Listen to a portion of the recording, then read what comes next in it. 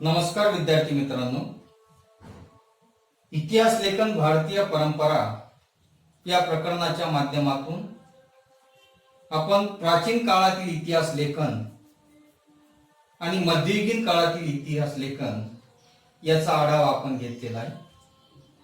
आज आपण आधुनिक काळातील इतिहास लेखन आणि ब्रिटिश काळ या संदर्भामध्ये चर्चा करूया। बघा, 20व्या शतकामध्ये की जेव्हा आपल्या भारतावर ब्रिटिशांची राजवट होती आणि या ब्रिटिशांच्या राजवटीमध्येच आपल्या भारतीय पुरातत्वाचा जो काही अभ्यास आहे त्या भारतीय पुरातत्वाच्या अभ्यासाला सुरुवात झाली।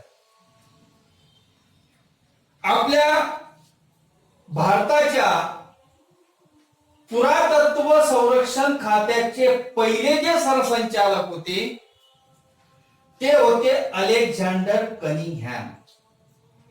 अलेक्झांडर कनिंगहॅम हे आपल्या भारतीय पुरातत्व संरक्षण खात्याचे पहिले सरसंचालक होते आणि त्यामुळे या अलेक्झांडर कनिंगहॅमच्या देखरेखीखाली आपल्या भारतातले जे काही प्राचीन स्थळ आहे, अनेक प्राचीन स्थळ, त्या प्राचीन स्थळांचं उत्खनन करण्यात आलं। मग त्यासाठी त्यांनी जो आधार घेतला तो म्हणजे बौद्ध धर्मग्रंथांचा। म्हणजे बौद्ध ग्रंथांमध्ये ज्या स्थळांचा उल्लेख केलेला आहे अशा स्थळांवर या अलेक्झांडर कनिंगहॅम याने आपलं पहिलं लक्ष केंद्रित केलं। नंतर पुढे जॉन मार्शल यांच्या कारकिर्दीमध्ये हडप्पा संस्कृतीचा शोध लागला आणि मग तो शोध लागल्यानंतर त्यानंतर आपल्या भारतीय संस्कृतीचा इतिहास हा इसवी सनापूर्वी 3ऱ्या सहस्त्रकापर्यंत किंवा त्याहूनही पूर्वीपर्यंत जाऊ शकतो ही यामुळे सिद्ध झालं। आपल्या भारतामध्ये आलेले अनेक ब्रिटिश अधिकारी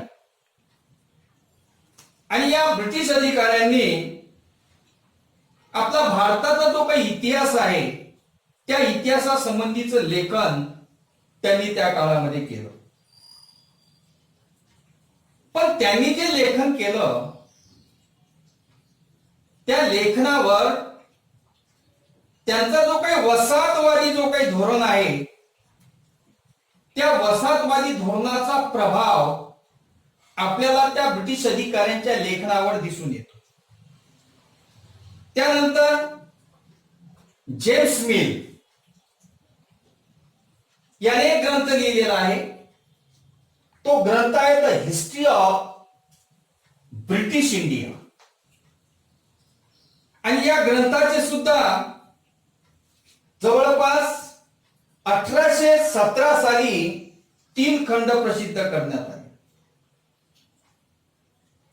आता हा जो the history of British India आहे हा ब्रिटिश इतिहासकाराने भारतीय इतिहासावर लिहिलेला पहिला ग्रंथ।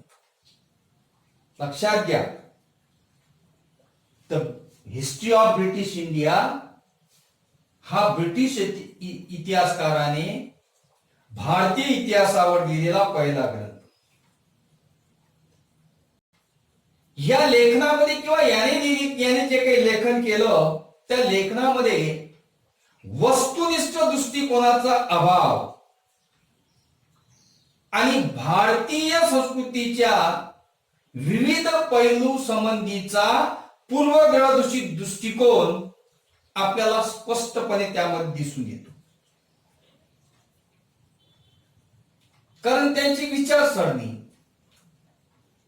आणि त्या विचारसरणीच्या आधारावर त्यांनी आपल्या भारताचं इतिहास लेखन केलं। त्यानंतर 1841 ला माउंट स्टुअर्ट एल्फिन्स्टन यांनी द हिस्ट्री ऑफ इंडिया हा जो ग्रंथ लिहिला.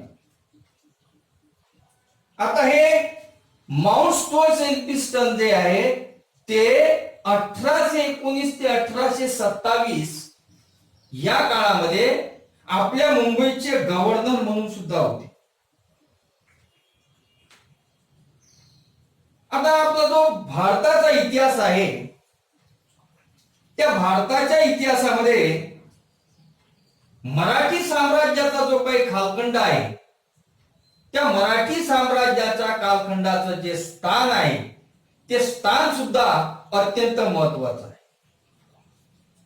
आता हा जो काही मराठ्यांचा इतिहास आहे किंवा मराठी साम्राज्याचा जो काही इतिहास आहे त्या मराठी साम्राज्याचा इतिहास लिहिणाऱ्या ब्रिटिश अधिकाऱ्यामध्ये जेम्स ग्रँड डफ जेम्स ग्रँड डफ याने the history of the Marathas James grand डफ याने हिस्ट्री ऑफ द मराठास हा ग्रंथ लिहिला.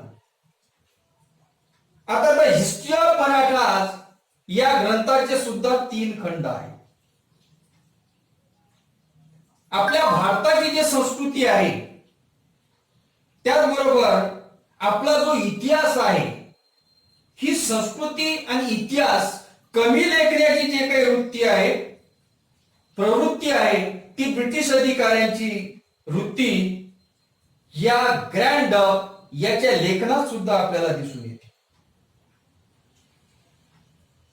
अशाच प्रकारची प्रवृत्ती राजस्थानचा इतिहास लिहिताना कर्नल टॉड सारखा जो अधिकारी आहे त्या कर्नल टॉड सारख्या अधिकाऱ्याच्या लेखनामध्ये सुद्धा आपल्याला दिसून येते. विल्यम विल्सन हंटर याने हिंदुस्थानचा द्विखंडात्मक इतिहास लिहिला. म्हणजे 2 खंडामध्ये त्याने इतिहास लिहिला आणि त्यामध्ये त्याची निपक्षपाती आपल्याला वृत्ती दिसून येते. मग या डफ याने जो काही इतिहास लिहिला किंवा डफ याने जे काही इतिहास लेखन केलं याच्या मर्यादा निळकंठ जनार्दन कीर्तने आणि विका राजवाडे यांनी 19व्या शतकामध्ये दाखवून दिल्या. म्हणजे अशा पद्धतीनं या भारतीय परंपरेच्या माध्यमातून प्राचीन काळातील इतिहास लेखन, मध्ययुगीन काळातील इतिहास लेखन किंवा आधुनिक काळातलं इतिहास लेखन किंवा ब्रिटिशांच्या काळातलं इतिहास लेखन या तिन्ही काळातील लेखनाचा आढावा आपण या प्रकरणाच्या माध्यमातून घेतलेला आहे. आता 2.2 या मुद्द्यामध्ये आपल्याला ज्या तात्विक प्रणाली आहे त्या तात्विक प्रणालींचा आढावा आपल्याला घ्यायचा आहे. धन्यवाद.